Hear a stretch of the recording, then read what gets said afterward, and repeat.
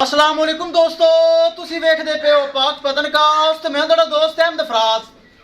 अज माशाअल्लाह थब्बियां दा वाना पहलन वच्छी चोलस्तानी फ्रीजियन सोहना लिबास पिछे बच्चा जेर सट ले टोर फेर के तसलियां होसन रेट की गलबात हो सी।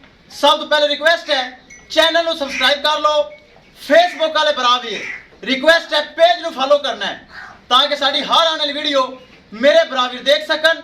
अपना ही चैनल अपने ही जानवर पाक पतनकास्ट बरावां वास्ते चैनल बनाया है, गारंटी वाला चैनल। मौजूदा पता अड्डा बुंगा हयात तहसीलो जिला पाक पतन शरीफ। मोबाइल नंबर है साडा 038454 कैमरामैन साहब कराओ तसल्ली। लो जी दोस्तों माशाअल्लाह पहलन वच्छी दुंदी चौगी पिछे वच्छा ताजी सुई खालस दुध वाला हवाना, कोई हवा नहीं कोई लो नहीं। थन माशाअल्लाह सोहना फुल बरीक चमड़ी माशाअल्लाह चोलस्तानी ते फ्रीजियन गर्मी सर्दी बर्दाश्त करने वाली हर मौसम सर्वाइव करने वाली माशाअल्लाह। जेर वगैरह पा ली जेर जुर पा के साफ हो गई माशाअल्लाह। बरीक चमड़ी टिशू पेपर रंगी। रेट की गलबात हो सी टोर फेर के तसलियां हो सन माशाअल्लाह। चेक करना है फुल बरीक चमड़ी अगे पिछे हवाना बड़ा खूबसूरत।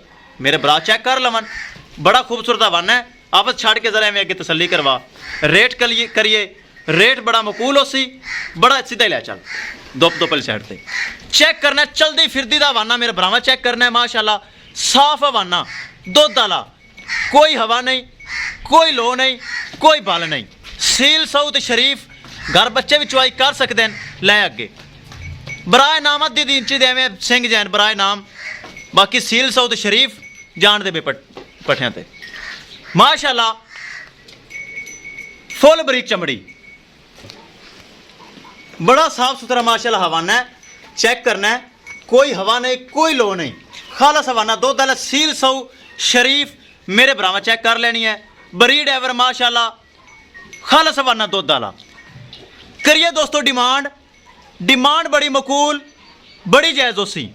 किसे मेरे बरावीर दे ए तोहफा आवे पसंद 3,30,000 रुपए डिमांड है जिंदे विच माड़ा मोटा प्यार होना ज़्यादा कोई नहीं ताकि फायदा कोई नहीं। 370 मंगन का 3,30,000 रुपए जिंदे विचों कंसेशन प्यार मुहब्बत हो जासी। किसे बरावीर दे पहलन वच्छी थब्बे जिड्डा वाना काला थन चेक करना है बड़ी खूबसूरत आवे पसंद 3,30,000 रुपए। लोकेशन अड्डा बुंगा हयात तहसीलो जिला पाक पतन शरीफ। मोबाइल नंबर है साडा 038454 व्हाट्सअप नंबर भी यही है जी।